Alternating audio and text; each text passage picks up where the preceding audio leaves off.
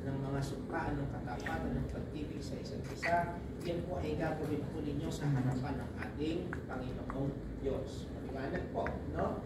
Ang pagpapakasal po ay isang seryosong bagay. Sabi nga po natin kanina, ang pumapasok sa tipan o kasunduan ng pag-aasawa ay dapat mag-isip na mabuti, may kahinahunan, may paggalang, may takot sa Diyos.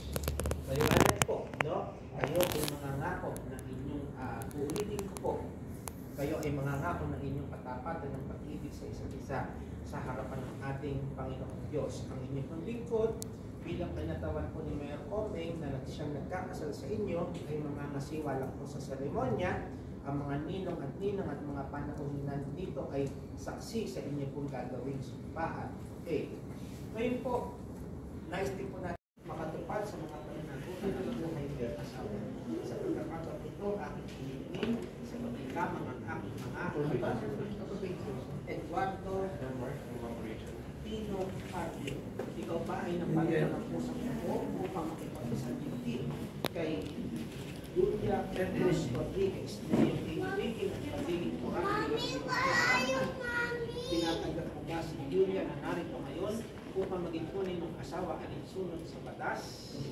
Ibinibigay mo pa kay Julia ang iyong sarili bilang asawa niya. Siya ba'y iyong ibibigin, aanurin, igagalang at ingatan sa sakit at sa kalusugan at tanging sa kanya lamang bibisan habang kayong dalawa ay nabubuhay? Julia Cruz Rodriguez, ikaw ba ay naparito ng pusong loob upang ipalisin kay Eduardo Dino Calvin, ibigin ang pagiging kurat bilang iyong asawa? Tinatanggap mo ba si Eduardo na narito ngayon upang magtuloy ng asawa at isunod sa batas? Ibinibigay ba kay Eduardo ang iyong sarili bilang asawa niya?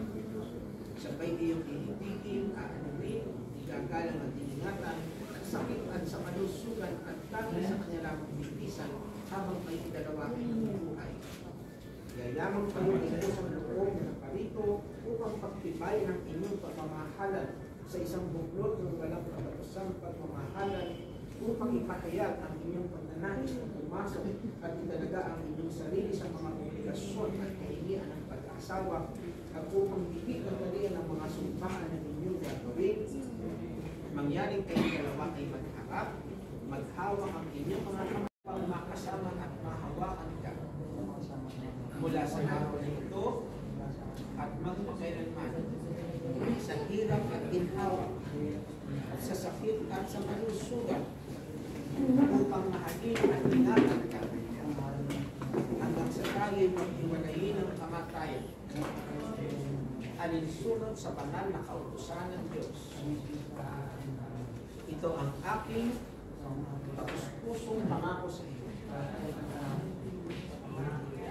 Eduardo, sa pangalan ng ating Panginoong Diyos, tinatanggap kita upang maging aking asawa, upang makasama at mahawakan ka mula sa araw na ito at magpakailanman sa hirap at ginhawa, sa sakit at sa kalusugan, upang mahalin at ingatan ka hanggang sa tayo'y paghiwalayin ng kamatayan alinsunod sa banal na kautusan ng Diyos.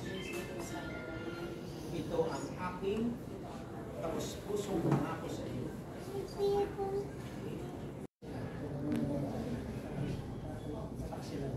Ibinibigay ko sa iyo ang singsing na ito. Isuot mo ito at makaingatan bilang tanda ng aking dalisay na pag-ibig at katapatan sa iyo.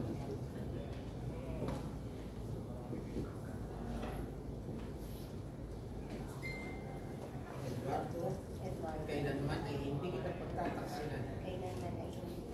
Ibinibigay ko sa iyo ang singsing na ito. Isuot mo ito at pakaingatan bilang tanda ng aking dalisay na pag-ibig at katapatan sa iyo. Pilipinas may ginagalang patuloy na lamang sa Pilipinas. Eduardo Dino Calvin at Julia Cruz Rodriguez, kanyang pinagtitipan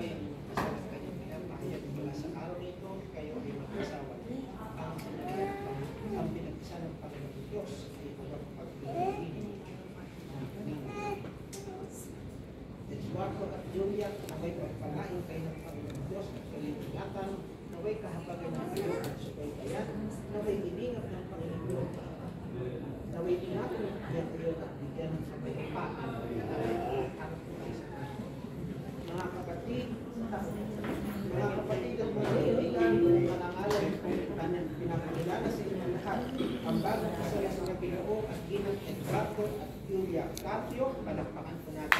Yay! Ay, baka naman okay tayo.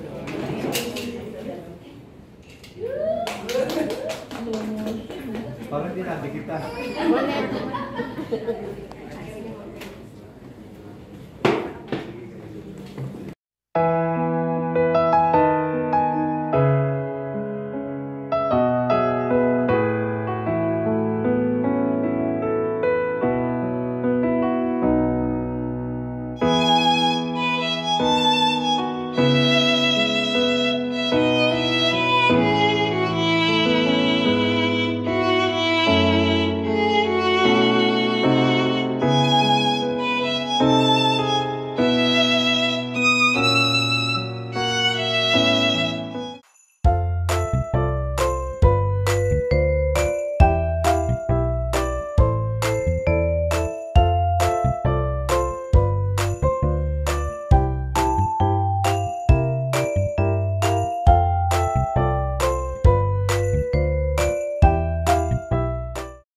We have witnessed two people who never give up on each other and remain strong amidst storm.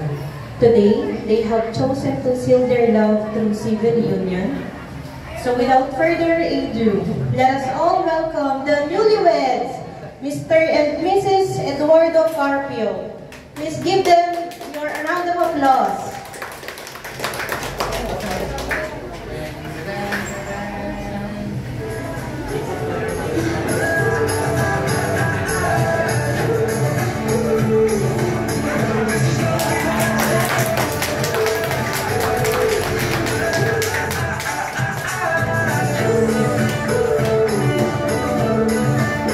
Okay, and before anything else, let me acknowledge the presence of the people who made this event a very special one.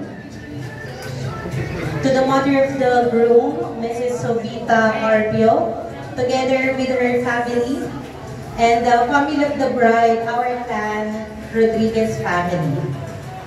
And to our esteemed sponsor, Tito Ferdinand Rodriguez, and Mrs. Lisa Camacho. Thank you all for gracing us out for your presence. Naka-ready ba ng slides? Ang slides ng cake? You asked?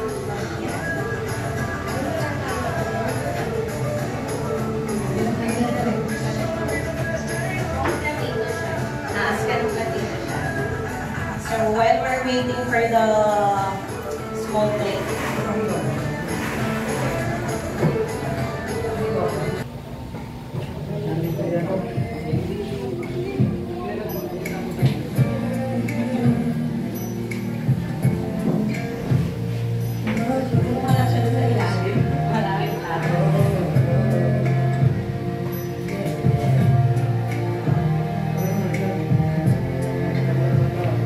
any message? Ayan na. Okay, so newlywed, please do the honor of cutting the cake. And may we request that you seal it with a kiss.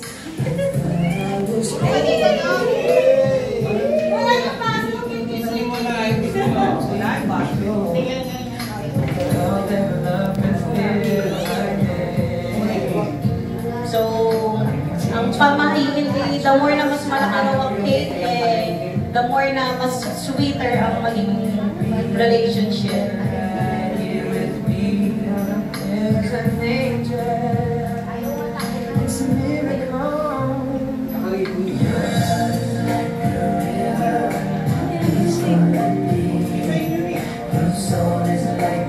Hey, wow, what a lovely cake. It looks good.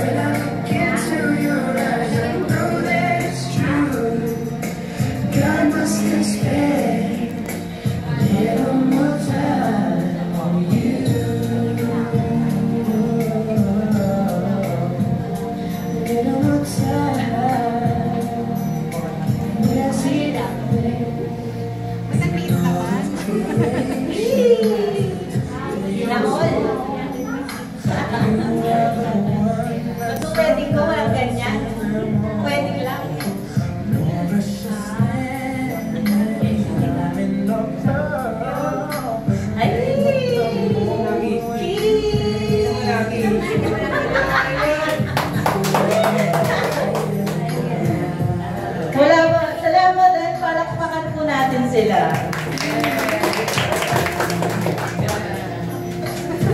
Let's wish that their love for each other grows sweeter and sweeter every day, just like that lovely cake. Ngayon naman, time for our lunch. Let's all stand up and offer a Thanksgiving prayer for the bountiful meal that we're about to share. May we call on the couple's eldest son, Jacob Elijah, to lead the prayer.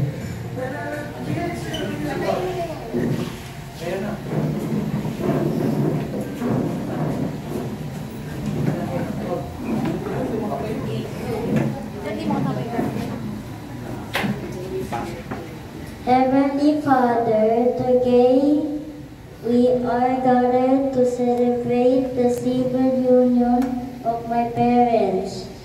We thank you for this beautiful marriage that you have begun. May your hand of blessings, favor, and tangible presence be upon them always. As we are about to eat and share this bounty together, may this be a memorable meal for the couple and everyone present today. Bless our food and the people who prepare it, and fill us with joy, peace, and love. In Jesus' name, amen.